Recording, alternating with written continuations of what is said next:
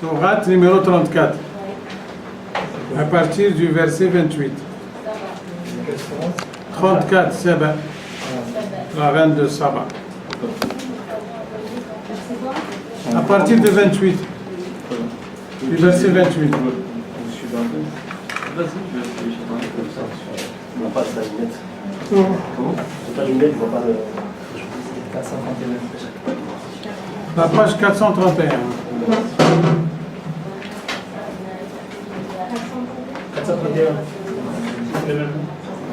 أعوذ بالله من الشيطان الرجيم وما أرسلناك إلا كافة للناس بشيرا ونذيرا ولكن أكثر الناس لا يعلمون ويقولون متى هذا الوعد إن كنتم صادقين قل لكم ميعاد يوم لا تستأخرون عنه ساعة ولا تستقدمون وقال الذين كفروا لن نؤمن بهذا القرآن ولا بالذي بين يديه ولو ترى إذ الظالمون موقوفون عند ربهم يرجع بعضهم إلى بعض القول يقول الذين استضعفوا للذين استكبروا لولا أنتم لكنا مؤمنين قال الذين استكبروا للذين استضعفوا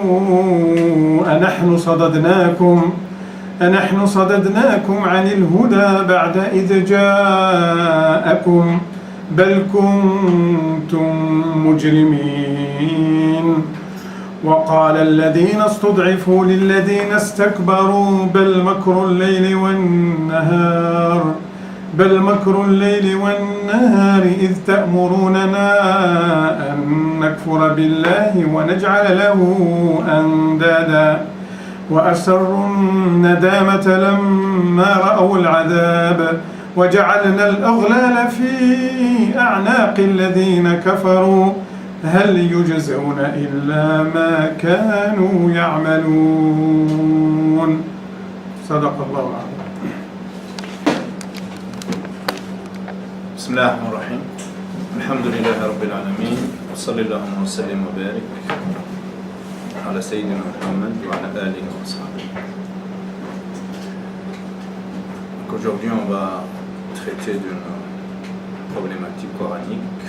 La réforme doit-on la commencer par le haut, par les sphères dirigeantes, gouvernantes, ou par le bas, à travers l'ensemble de la société.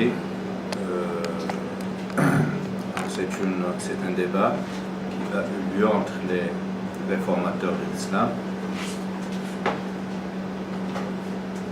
Afghani, Jamal Din Afghani, qui stipulait que la réforme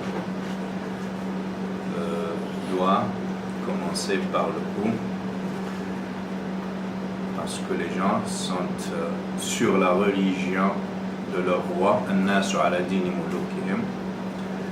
Sayyidina Othman, le troisième calife de l'islam, et gendre du prophète, 2 fois gendre du prophète, alayhi salam, disait que Inna Allah la yaza'u bis-sultani ma la yaza'u bil-Qur'an. Certes, Dieu dissuade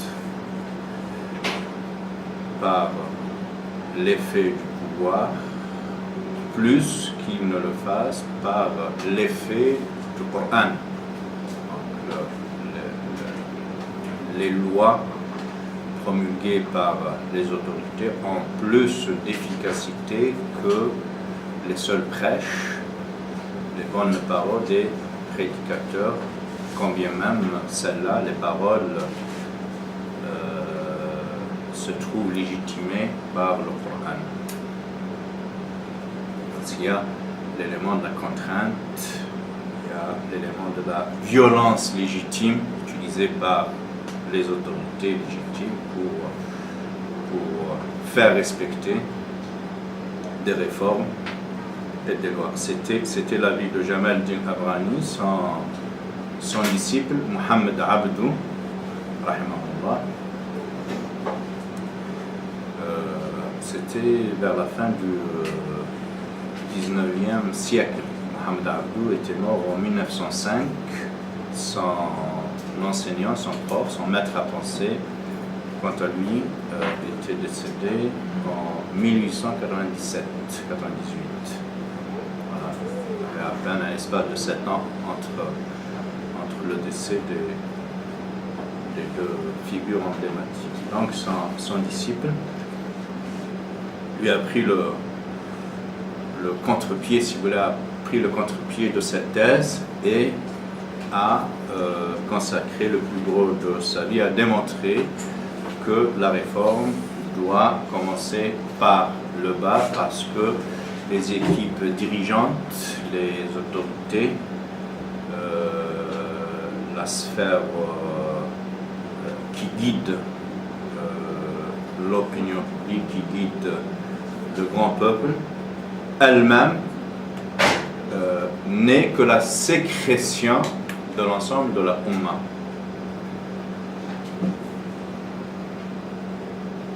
Hassan al-Basri, un grand maître spirituel de la 3e génération, béni par le prophète, la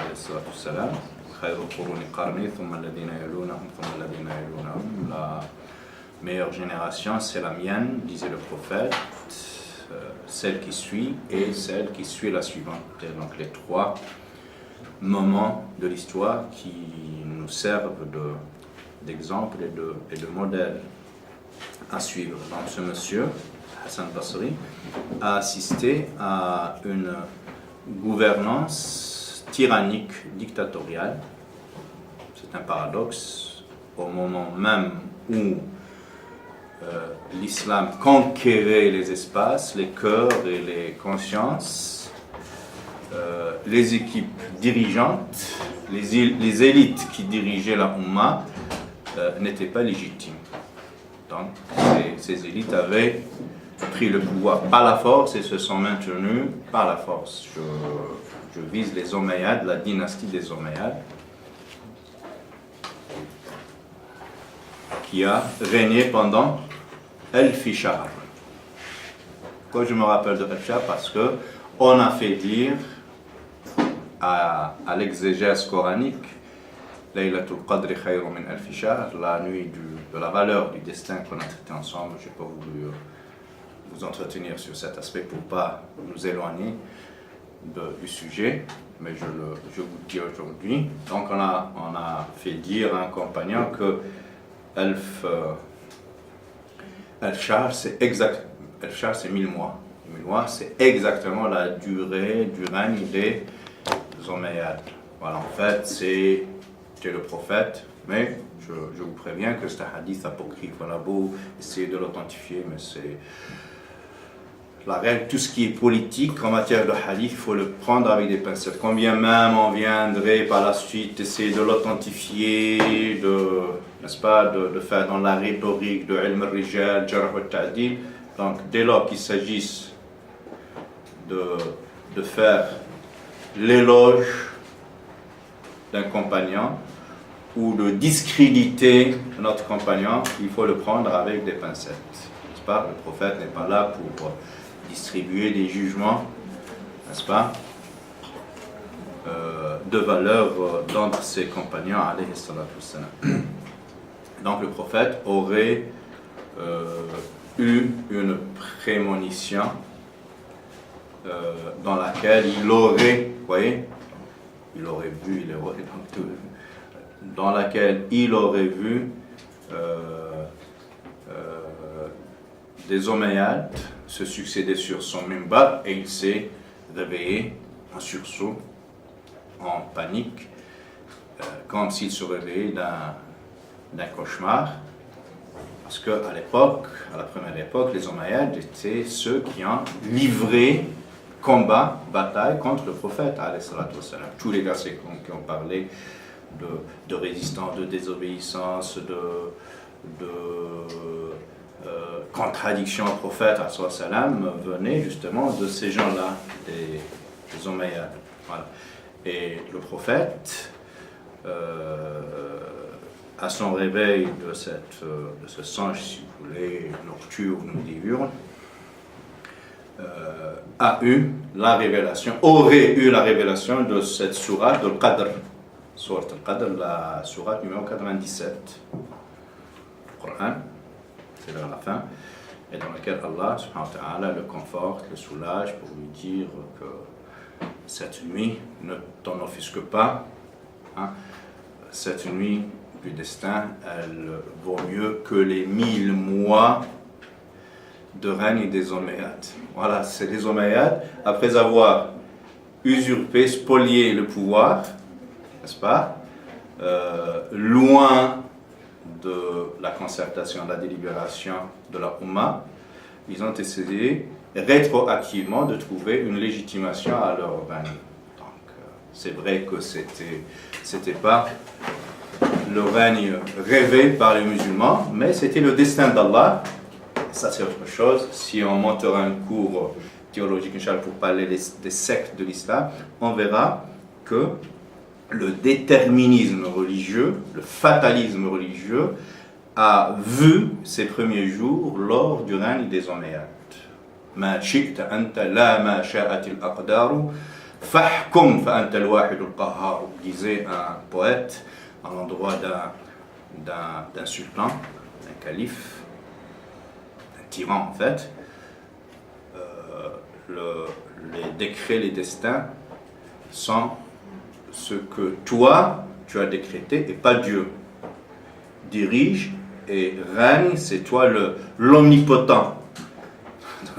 Donc il divinise quasiment la personne du roi en lieu et place de l'être suprême, Allah, exalté soit-il. Donc voilà, très, très rapidement, pour vous dire que donc la deuxième thèse, défendue par Mohamed Abdou, je le répète, c'est parce que je dis très souvent des noms, mais je ne sais pas si vous prenez la peine par la suite d'aller fouiner un peu sur Internet, parce que Mohamed Abdou, vous tapez Mohamed Abdou, vous tombez sur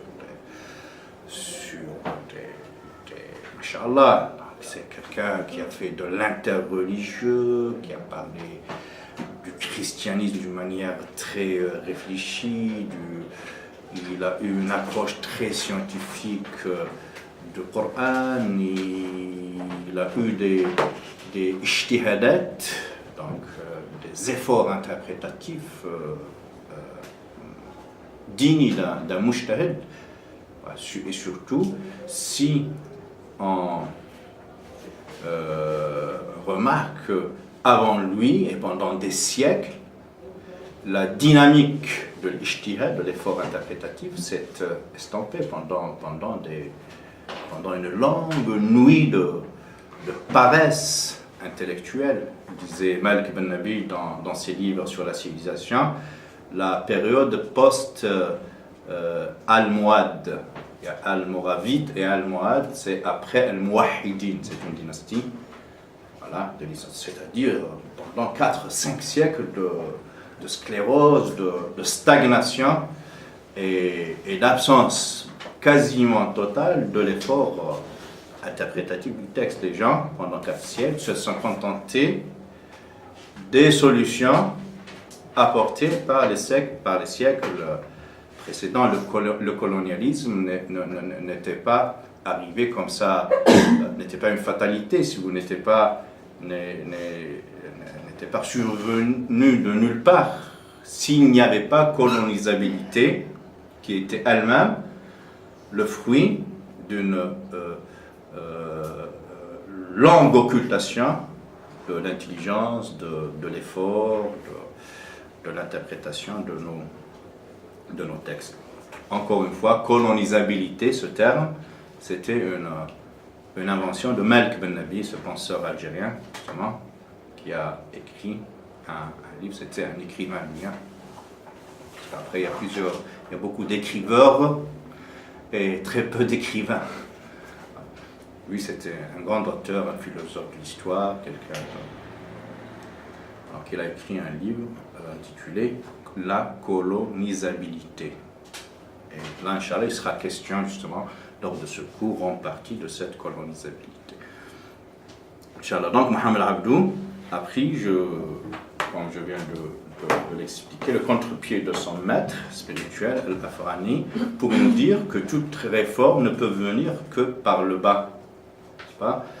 Et d'asseoir sa plaidoirie sur un certain nombre de versets coraniques, d'aperçus et d'axiomes historiques. Donc j'étais en train de vous raconter Al-Hassan al-Basri, qui a assisté justement à un moment du règne omeyyade qui a duré combien de temps? 1000 mois. 83 ans. 1000 ans, c'est trop. 83 ans. Déjà 1000 mois, et ça a suffi pour... voilà. Et donc, Hassan al-Basri, justement, il arrivait dans une mosquée et il surprit un fidèle en plein supplication, en train de faire le dua, n'est-ce pas? Allah, puisses-tu faire disparaître le tyran Al-Hajjaj ibn Yusuf al-Thaqafi. Al-Hajjaj était un préfet omeyyade à l'époque de Abdul Malik ibn Marwan. Je vous dis des notes si toutefois les uns veulent les en prendre en compte pour aller faire leurs recherches. Voilà. Abdul Malik ibn Marwan, donc il avait un préfet Al-Hajjaj ibn Yusuf al-Thaqafi. Pour les arabophones, vous pouvez tapoter sur internet, vous avez un feuilleton de 40 épisodes, pour ceux qui n'arrivent pas à lire, donc qui vous donne, si vous voulez, 40 épisodes, de 3/4 d'heure par épisode, la vie de ce monsieur, un vrai tyran, sur les mains desquelles Allah a permis beaucoup de conquêtes, voilà, mais en même temps, sur les mains desquelles Shaitan a fait verser beaucoup de sang. Voilà. Et donc, il étouffait la Oumma, il écrasait l'opposition, et les fidèles ne pouvaient que supplier Dieu pour les débarrasser de la tyrannie du joug de ce monsieur. Et donc, Hassan al-Basri, ce grand maître spirituel et docteur de la loi, théologien, au passage de ce monsieur, donc il entend faire ce dua, cette invocation à Dieu, puisses-tu disparaître ce... Et Al-Hassan al-Basri, Hassan de Basra. Basri, c'est relativement à la ville de Basra, en Irak. Hassan de Basra.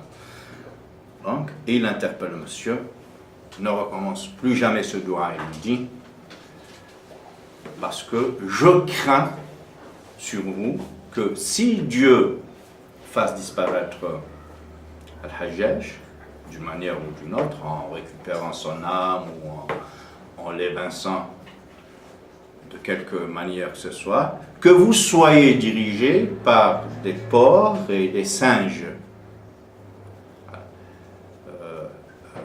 La taf'al inni akhafu alaykum in مات الحجاج أو قتل أن تستولي عليكم القردة والخنازير من أنفسكم أوتيتم فقد قيل عمالكم أعمالكم كما تكونوا normalement syntaxiquement كما تكونون mais moi je reste fidèle au texte كما تكونوا يولى عليكم. Donc après l'avoir dissuadé de refaire ce dua, n'est-ce pas, contre Al-Hajjaj, contre ce préfet injuste et tyrannique, il lui dit, en fait, vous avez été atteint à travers vos âmes charnelles, à travers les accès intérieurs que vous avez laissés à votre ennemi, n'est-ce pas?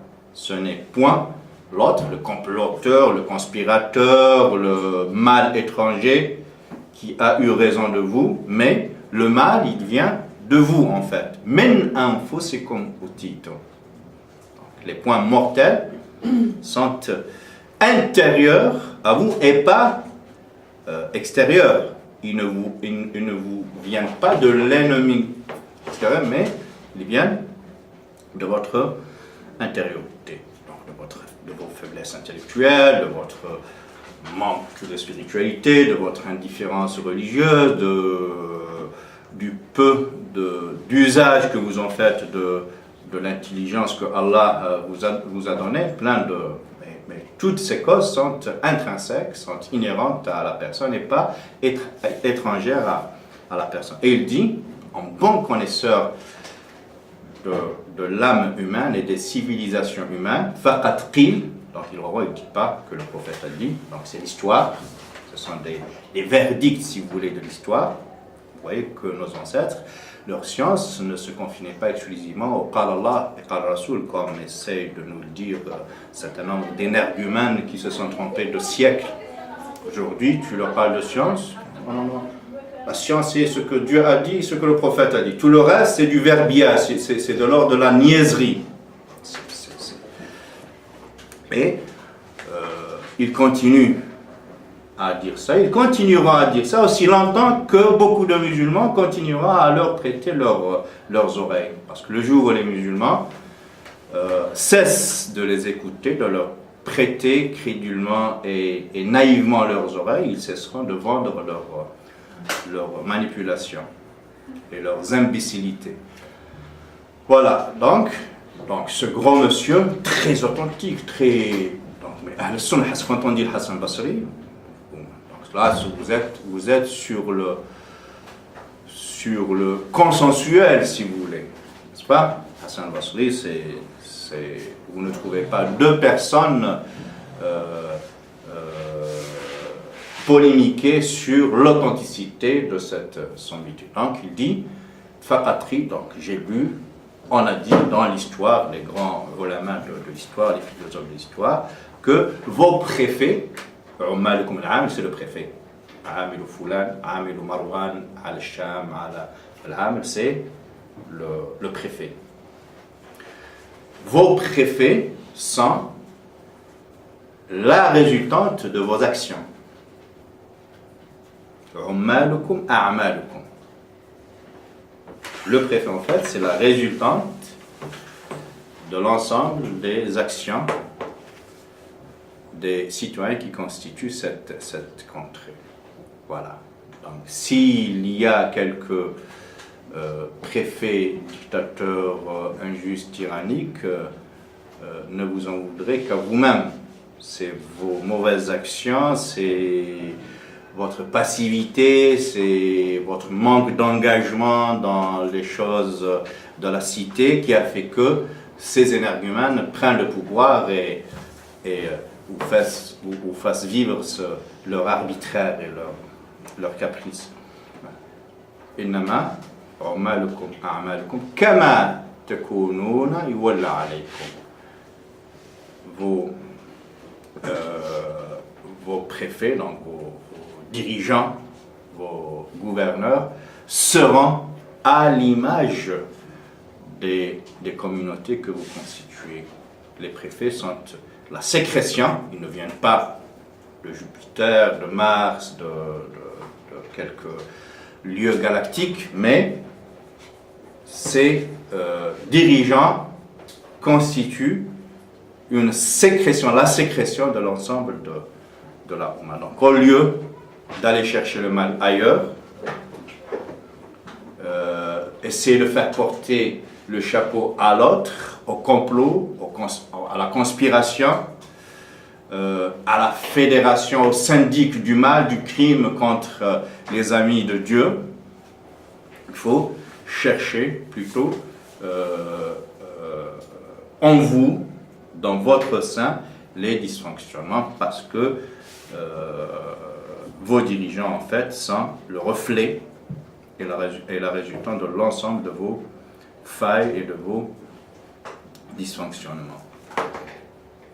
Voilà une autre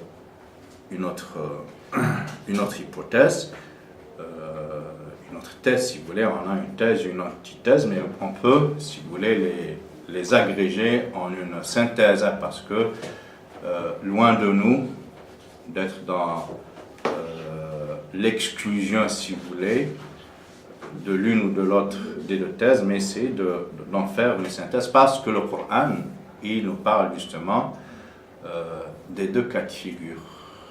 N'est-ce pas? Il nous dit que c'est l'ensemble de la Ummah qui doit se prendre en charge, qui se doit d'être dans l'effort, dans l'action, dans la concertation, dans l'intelligence, dans l'implication, dans l'engagement pour faire barrage à ces tyrans qui sont toujours là, entre nous, potentiellement en attente, aux aguets, n'est-ce pas, à la moindre baisse de garde, ils donnent l'assaut, ils s'introduisent à travers les interstices que nous leur laissons, n'est-ce pas, pour sévir, pour semer leur mal. Le prophète ne nous dit-il pas, alayhi salatu wassalam, que Shaitan, certes Shaitan, est cramponné sur le cœur du croyant. Lorsqu'il évoque Allah, il prend la fuite. Shaitan, c'est une vraie entité, mais c'est aussi le symbole du mal, de la tentation, n'est-ce pas? Dès que l'homme est dans l'éveil, le réveil, le rappel, le souvenir d'Allah, dans l'évocation, l'invocation, Shaitan, il n'a plus rien à faire. La lumière le fait fuir.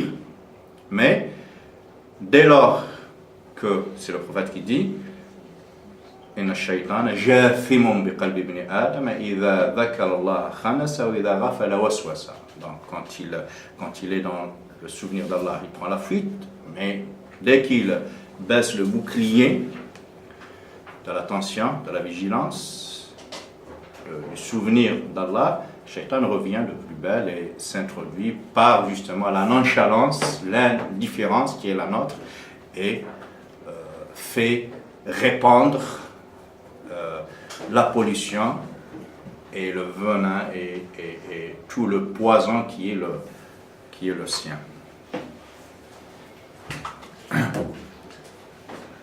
Voilà, donc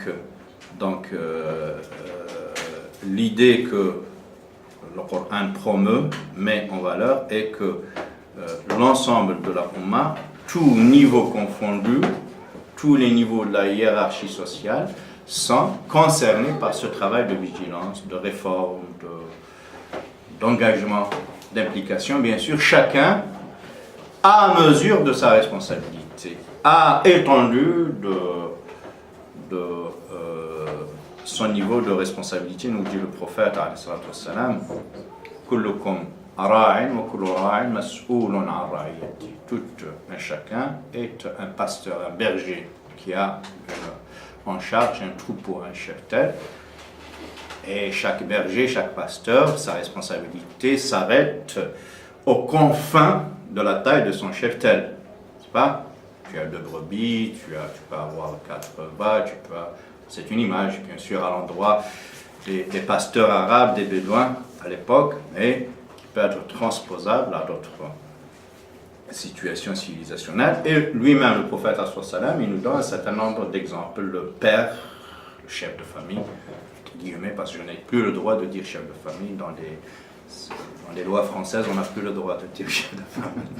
C'est vrai, parce que la chefferie est partagée entre l'homme et la femme. Sinon, elle est passible, on tombe sous le verdict de la loi républicaine. Voilà, c'est entre nous. Ça, tu le plaisante. Tu le censures. Je ne veux pas être inquiété. Et les chefs. Voilà. Toi, tu dis avec conviction. Non, dans le hadith, ça parle du père, ça parle de la mère aussi, n'est-ce pas? Voilà. Ça parle de l'employé. Voilà. Et le prophète de nous donner un certain nombre d'exemples de responsabilités qui sont plus ou moins importantes. Mais tout le monde est concerné par la vigilance, quelle que soit l'étendue et les confins de la sphère de sa responsabilité.